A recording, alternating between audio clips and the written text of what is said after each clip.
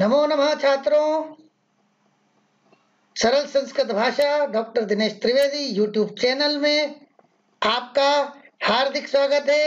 यदि आपने मेरे चैनल को सब्सक्राइब नहीं किया हो तो चैनल को सब्सक्राइब कर लें, बेल आइकन दबा लें, जिससे मेरे आने वाले वीडियो आपको आसानी से प्राप्त हो सके।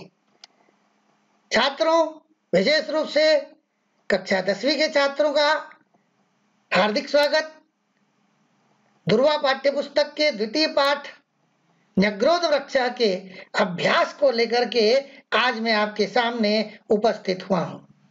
तो अपन आज इस पाठ के प्रश्न एवं अभ्यास को समझने का प्रयास करते हैं। इसका पहला प्रश्न है, एक पदेन उत्तरम लिखत। एक शब्द के द्वारा, एक पद के द्वारा उत्तर लिखो। यहाँ बार बार आपको समझाने का प्रयास कर रहा हूं। एक पदेन यदि लिखा है तो हमको केवल एक पद में ही उत्तर लिखना है, एक वाक्य लिखने की आवश्यकता नहीं है। इसका प्रश्नांश क देखते हैं। ग्रामे कह वृक्ष आसीत। ग्रामे कह वृक्ष आसीत। गांव में किसका वृक्ष था?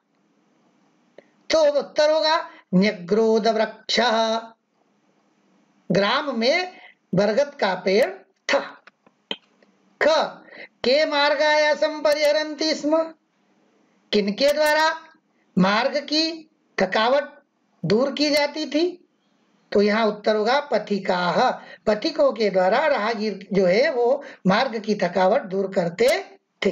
फिर से याद रखिएगा, प्रश्नवाचक शब्द और प्रश्न का उत्तर दोनों को एक ही रंग से यहाँ दिखलाया है, ताकि आपको समझ में आ जाए कि ये प्रश्नवाचक है और ये इसका उत्तर है। और महत्वपूर्ण बात आपको ध्यान में रखना है, प्रश्नवाचक शब्द जिस विभक्ति का है, उत्तर भी उसी विभक्ति का प्रयोग करते हुए हमको देना है, तो आपका उत्तर कभी भी गलत नहीं होगा।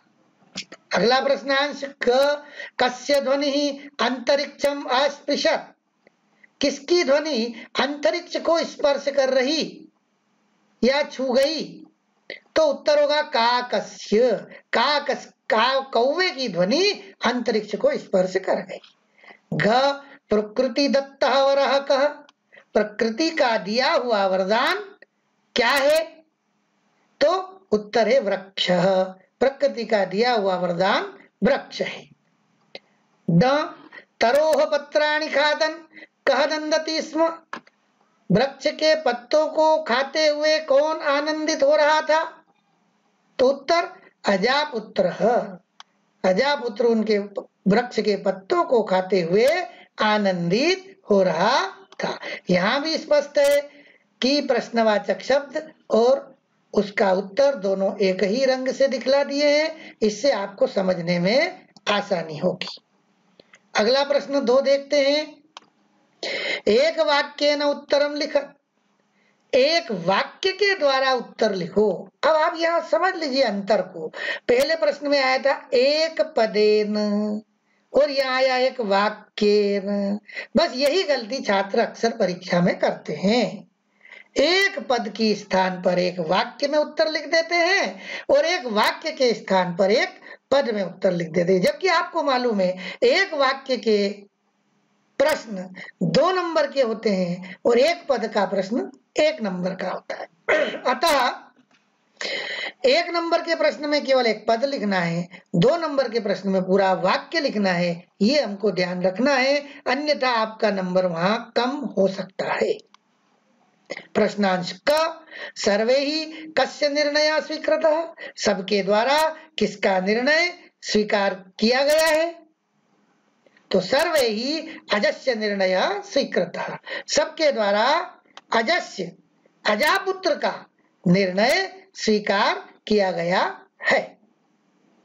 कस्य अजस्य। फिर ध्यान याद करा रहा हूं, प्रश्न एक वाक्य उत्तरम लिखत जो भी प्रश्न आते हैं उन प्रश्नों में प्रश्न के उत्तर का अधिकांश भाग प्रश्न में ही विद्यमान रहता है, जिसकी हमें केवल नकल मात्र करना रहती है। हमको केवल ये पहचानना है कि प्रश्न में प्रश्नवाचक शब्द कौन सा है।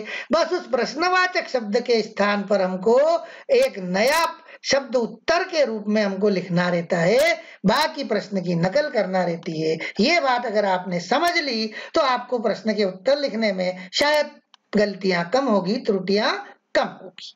और यहाँ आपने देखा कस्य और इसके स्थान पर उत्तर लिखा अजस्य। बाकी का भाग आप देख लीजिए, प्रश्न का वैसा ही। ख कः वृष्टिम वर्षति, कौन वर्षा करता है या कौन पानी बरसाता है? तो वरुण देव वृष्टिम वर्षति, वरुण देव वर्षा करते हैं, वरुण देव पानी बरसाते हैं। अगला प्रश्नांश ग वृक्षस्य आधारभूता का, वृक्ष का आधार कौन है? तो वृक्षस्य आधारभूता भूमाता, वृक्ष का आधार भूमाता है, पृथ्वी माता है। ग अस्माभिः का वर्धनीया, हमारे द्वारा क्या बढ़ाने योग्य है? तो अस्माभिः वृक्ष संपद वर्धनीया, हमारे द्वारा वृक्ष रूपी संपत्ति बढ़ाने योग्य है। किम महत् पापम अस्ति, अगला प्रश्न है किम महत् पापम अस्ति, बड़ा पाप क्या है? तो उत्तर वृक्षाणाम छेदनम महत् पापम अस्ति, वृक्षों को काटना बड़ा पाप है।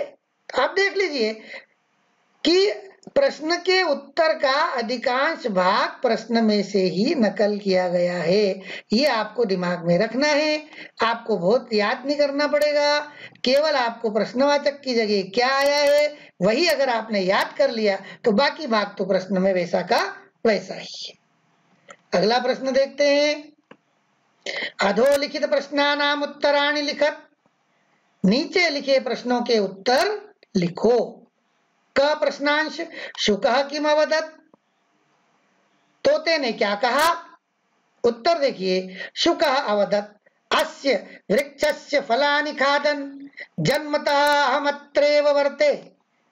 शुक अवदत्, तोता बोला, अस्य इस वृक्ष के फलों को खाते हुए जन्म से ही मैं ही अत्रैव यहाँ ही रह रहा हूँ।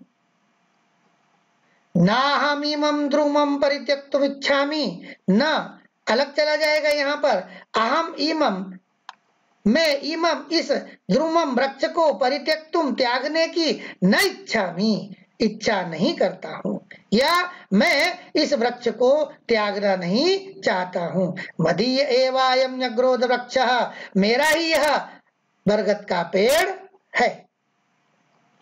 अगला प्रश्न देखिए। ख कीटः किम प्रत्यवदत्, कीड़े ने क्या उत्तर दिया? तो उत्तर देखिए, कीटः प्रत्यवदत् मदीये ही अर्भके ही सार्धम अहम बहुवर्षेभ्यः अत्रैव उषितवान् अस्मि अतोऽयं वृक्षः ममेव इति। कीटः प्रत्यवदत्, कीड़े ने उत्तर दिया, कीट ने उत्तर दिया, मदीये ही, यानी मदीये ही अर्भके ही, मेरे बच्चों के साथ मैं बहुवर्षेभ्यः बहुत वर्षों से अत्रैव उषितवान् अस्मि, यहाँ ही रह रहा हूँ। अतोऽयं वृक्षः ममेव इति, अतः इसलिए अयं वृक्षः, यह वृक्ष मेरा ही है, इसलिए यह वृक्ष मेरा ही है। अगला प्रश्नांश ग वृक्ष छेदन विषये काष्ठछेदकः किम अवदत्, वृक्ष काटने के विषय में काष्ठछेदकः, लकड़ी काटने वाले ने किम अवदत्, क्या कहा? तो उत्तर देखिए, वृक्ष छेदन विषये काष्ठछेदकः अवदत् पूर्वम अहम वृक्षान् छिन्नमि स्म, वृक्ष काटने के विषय में काष्ठछेदक, लकड़ी काटने वाले ने अवदत् कहा, पूर्वम पहले, अहम मैं, वृक्षान् छिन्नमि स्म वृक्षों को काटता था, अधुना तादृशे कुत्सिते कर्मणि न व्यापारयामि, अधुना अब तादृशे उस प्रकार के कुत्सिते निंदित कर्मणि, कर्म को न व्यापारयामि, व्यवहार में नहीं ला रहा हूँ, नहीं कर रहा हूँ। वृक्षाणाम छेदनम महत् पापमिति मया अधिगतम अस्ति, वृक्षाणाम छेदनम, वृक्षों को काटना, महत पापमिति, बड़ा पाप है, मया अधिगतमस्ति, मेरे द्वारा जान लिया गया है, अतः न्यग्रोध वृक्षस्य छेदनम अहम न करिष्यामीति, इसलिए बरगद के पेड़ को काटने का कार्य अहम न करिष्यामि, मैं नहीं करूंगा। चौथा प्रश्न, प्रदत्त शब्दे ही रिक्त स्थानानि पूरयत्, प्रदत्त दिए हुए शब्दे ही, शब्दों के द्वारा रिक्त स्थान की पूर्ति करो। शब्द दिए हैं, नीडानी, अनिलम, मार्गायासम, सूर्यदेव, चक्रम्य, क शाखांतरम एक कीट अवदत्, यहाँ पर रिक्त स्थान था, यहाँ से उत्तर लिख दिया ढूंढ करके, चक्रम्य, शाखांतरम, दूसरी शाखाओं पर घूमकर एक कीड़ा बोला, एक कीट बोला। ख पथिकाः परिहरन्ति स्म, रिक्त स्थान था, पथिक दूर करते थे, तो रिक्त स्थान में आएगा मार्गायासम, मार्ग की थकावट को दूर करते थे। पक्षिणः शाखासु विरच्य वसन्ति स्म, पक्षी शाखाओं पर बना करके रहते थे, क्या बना करके रहते थे, उत्तर ढूंढ के लिख दिया, नीडानी, घोंसले बना करके रहते थे। वायु ददाती, वायु देती है, क्या देती है, उत्तर अनिलम ददाती, वायु हवा देती है।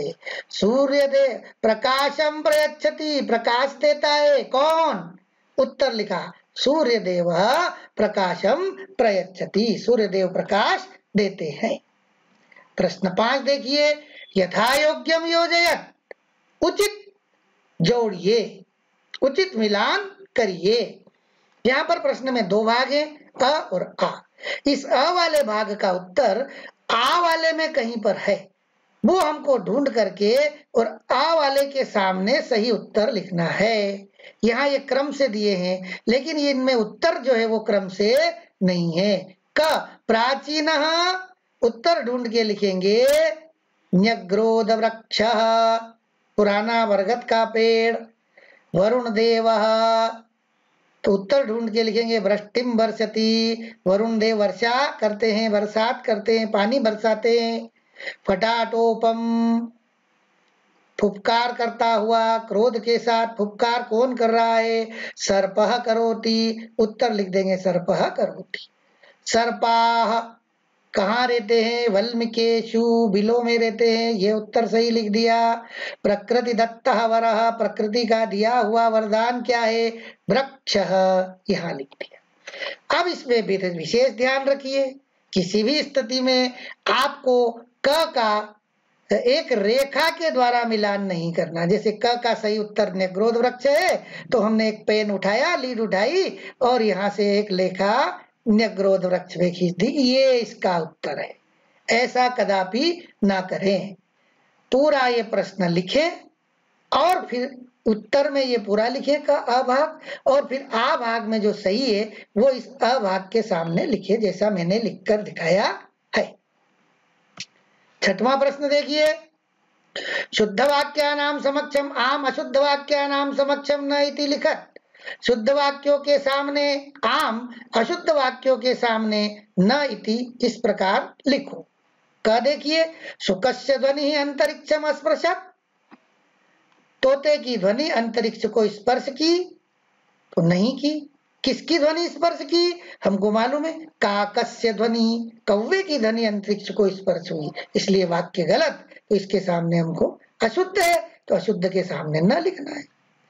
कीटः अर्भके ही सार्धम वसति स्म, कीट बच्चों के साथ रहते थे, शुद्ध वाक्य है, सही वाक्य है, तो इसके सामने हम आम लिख देंगे। वृक्ष छेदकः वृक्षम खंडशः कृतवान, वृक्ष काटने वाले ने वृक्ष के टुकड़े कर दिए, गलत है, टुकड़े नहीं किए, काटने से उसने इनकार कर दिया, तो न आ जाएगा कि न। ग वृक्षाणाम छेदनम महत् पापम, वृक्षों को काटना बड़ा पाप है, बिल्कुल सही है, शुद्ध है, तो लिखेंगे आम। सूर्यदेव वृष्टिम वर्षति, सूर्यदेव वर्षा करते हैं, गलत है, सूर्यदेव प्रकाश देते हैं, सूर्यदेव प्रकाशम प्रयच्छति, अभी हमने पढ़ा था, तो वह उत्तर गलत है, तो हम लिखेंगे न। अगला प्रश्न देखिए, अधोलिखित पदानाम प्रकृतिम प्रत्ययम च पृथक कुरुत। नीचे लिखे पदों के प्रकृति और प्रत्यय को अलग करिए। जैसा एक उदाहरण दिया है, यथा भक्षयित्वा, भक्षयित्वा की प्रकृति भक्ष मूल धातु और उसका प्रत्यय त्वा, दोनों को हमने अलग करके लिख दिया। इसी प्रकार से इनके भी प्रकृति और प्रत्यय अलग करके लिखना है। कुर्वन् क्रीधन क्षत्रि, क्षत्रि प्रत्यय का अन शेष रहता है, तो यहाँ पर अन प्रत्यय ये क्षत्रि प्रत्यय है। ख में विभज्य, वि उपसर्ग है, भंज धातु है, प्रकृति है और ल्यप प्रत्यय है। आपको पहले ये समझ लेना है कि यदि मूल धातु के साथ यदि उपसर्ग जुड़ा हुआ है तो कर के अर्थ में ल्यप प्रत्यय जुड़ता है। फिर तुम, छिद धातु और तुमुन प्रत्यय, तुमुन का तुम शेष रहता है, तो ये यहाँ पर तुमुन प्रत्यय और छिद मूल धातु है। विस्मृत्य, यहाँ फिर से देखिए, वि उपसर्ग है, स्मृ धातु है और ल्यप प्रत्यय। ये हमको ध्यान में रखना है। धातु के साथ यदि उपसर्ग है तो कर के अर्थ में ल्यप जुड़ेगा, यदि मूल धातु है और कर के अर्थ में निकालना है तो त्वा प्रत्यय लगेगा। 8वां प्रश्न देखिए, अधोलिखित पदानाम संधि विच्छेदम कृत्वा संधि नाम लिखत। नीचे लिखे पदों का संधि विच्छेद करके संधि का नाम लिखो। क्या करना है? संधि विच्छेद करना है और संधि को पहचान के उसका नाम लिखना है।